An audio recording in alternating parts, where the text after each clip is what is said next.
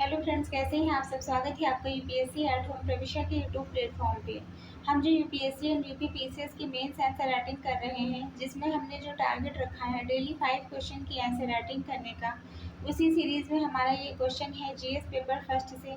ये हमारा जो मेंस की सीरीज़ हमारी जो चल रही है वो यूपीएससी एंड यूपी पीसीएस के पीवाईक्यू के साथ साथ मॉडल क्वेश्चन पे बेस्ड है, जो कि करंट के साथ अपडेट करते हुए आप लोगों को कराई जा रही है। आप लोग चाहें तो इस सीरीज़ के माध्यम से अपनी मेंस का पूरा सिलेबस कंप्लीट कर सकते हैं। तो क्वेश्चन हम देखेंगे। क्वेश्चन क्या है हमारा, मनुष्यों के लिए महासागरों का क्या उपयोग है। ये क्वेश्चन आपका यूपी पीसीएस का जो भी एग्जाम हुआ है मेंस का, उसमें पूछा गया है। क्वेश्चन है मनुष्यों के लिए महासागरों की क्या इंपॉर्टेंस है। सबसे पहले ये हमारा अभी तक हमारे 129 क्वेश्चन हो गए हैं। अब ये आज की सीरीज़ का 130 क्वेश्चन है। इसको हम देखेंगे। आप लोग भी इसकी क्वेश्चन की आंसर राइटिंग करने की प्रैक्टिस करिए, क्योंकि जब तक स्वयं से आप प्रैक्टिस नहीं करेंगे तब तक आप लोग को लिखना नहीं आएगा।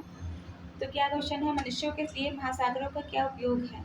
तो सबसे पहले हम इसका इंट्रो देखेंगे। इंट्रो में क्या है, महासागर पृथ्वी की सतह का लगभग 71% भाग घेरे हुए हैं। और मानव जीवन की पारिस्थितिकी, आर्थिक, जलवायु और सामाजिक स्थिरता में महत्वपूर्ण भूमिका निभाते हैं। इसमें भूमिका निभाते हैं या जो है 71% जो है भाग घेरे हुए हैं पृथ्वी की सतह का, जो कि पारिस्थितिकी, मानव जीवन की पारिस्थितिकी, आर्थिक और जलवायु और सामाजिक स्थिरता में महत्वपूर्ण भूमिका निभाते हैं। ये संसाधन ही नहीं बल्कि वैश्विक अर्थव्यवस्था और जैव विविधता के आधार हैं। महासागरों का प्रमुख उपयोग क्या है, इसको हम देखेंगे डिटेल में, जिसके अंदर जो फर्स्ट पॉइंट है वो क्या है, भोजन का स्रोत है। ये मछली, झींगा आदि से प्रोटीन की आपूर्ति करते हैं। मत्स्य उद्योग से आजीविका प्रोवाइड होती है। महासागर जो है भोजन के प्रमुख स्रोत के रूप में उभरते हैं। महासागर मछली, झींगा, केकड़ा आदि का प्रमुख स्रोत है। विश्व की लगभग 20% प्रोटीन की आवश्यकताओं की पूर्ति समुद्री जीवों से होती है। कितनी परसेंट, 20% जो आवश्यकताओं की पूर्ति होती है जो है प्रोटीन की, वो कहाँ से होती है, समुद्री जीवों से होती है। नेक्स्ट पॉइंट क्या है, व्यापार व परिवहन। इसके अंतर्गत जो है 80% जो वैश्विक व्यापार है वह समुद्री मार्गों से होता है। कितना परसेंट, प्रोटीन की जो आपूर्ति होती है कितने परसेंट होती है, 20% होती है। वो कहाँ से होती है, महासागरों से होती है। और 80% जो वैश्विक जो व्यापार होता है, जो ग्लोबल लेवल पे जो ट्रेड होता है, वो किससे होता है, समुद्री मार्गों से होता है। महासागरों के जरिए ही निर्यात और आयात किया जाता है।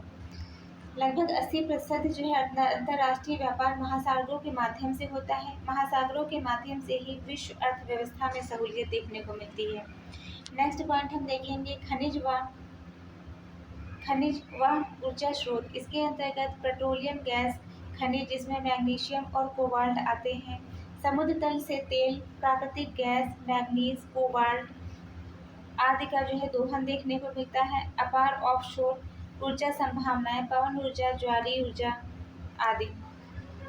नेक्स्ट क्या है, जलवायु नियंत्रण, जिसमें महासागर कार्बन अवशोषक, तापमान और वर्षा चक्र पर नियंत्रण रखते हैं।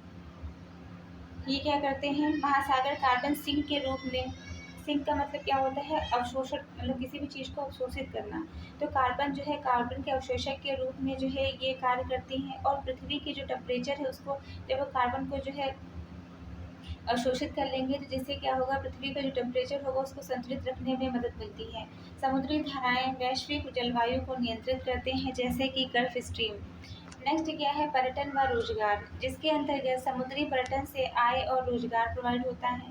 समुद्र तटीय विकास को बढ़ावा मिलता है। इसमें समुद्री पर्यटन, जिसमें बीच, क्रूज आदि से रोजगार और विदेशी मुद्रा की प्राप्ति होती है।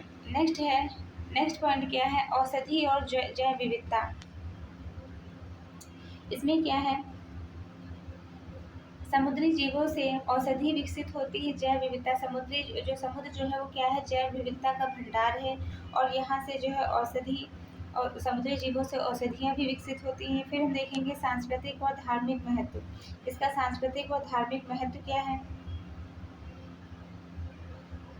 पहला हमने जो है देखा कि समुद्री जो है जैव विविधता और औषधियों के लिए महत्वपूर्ण है। यह समुद्रों में कई प्रकार के जीव जंतु और पादप पाए जाते हैं, जिनसे औषधियाँ जैसे एंटीबायोटिक्स, कैंसर रोधी दवाएं विकसित की जाती हैं।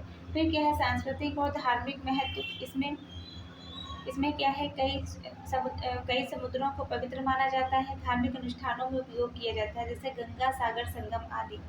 कई तटीय समाजों में महासागर पूजा का विषय है। धार्मिक और सांस्कृतिक परंपराओं से जुड़ाव है, जैसे समुद्र स्थान, तीर्थ यात्रा आदि।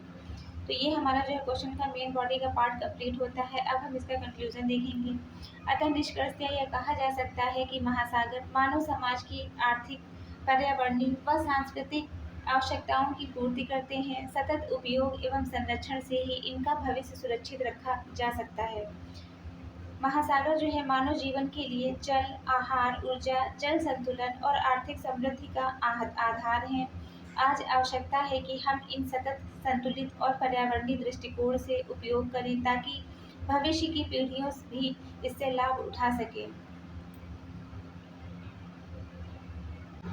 इसी के संदर्भ में हमें गांधी जी का एक कोट याद आता है, जिसमें उन्होंने कहा है कि प्रकृति के पास जो है हमारे आवश्यकताओं को पूरा करने के लिए उतने संसाधन तो हैं, किंतु वो हमारी लालच को पूरा नहीं कर सकता। तो ये हमारा जो है क्वेश्चन कंप्लीट होता है, जो कि हमने लिया था जीएस पेपर फर्स्ट से।